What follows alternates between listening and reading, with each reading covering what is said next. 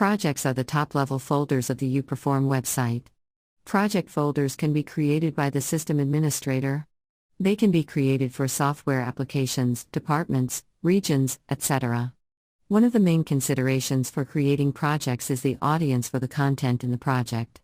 You can filter end-user access to content by project. To create a new project, go to the upper right-hand corner of the Management Center and click New Project.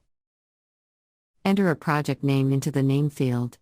The project name can be changed by a system or project administrator at any time.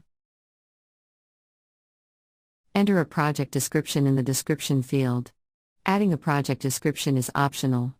However, you may want to consider adding a project description as it shows up in the Learning Library for all users.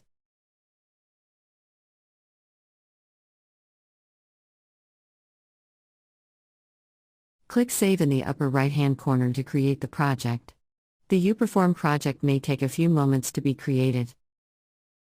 Click the Projects menu in the upper left-hand corner to view all the projects in the site. Notice the new project is alphabetized in the list of projects. Click the name of the new project to continue setting it up. Once a project is created, a system or project administrator can continue to set up the project by building folders, assigning a template, and assigning authors.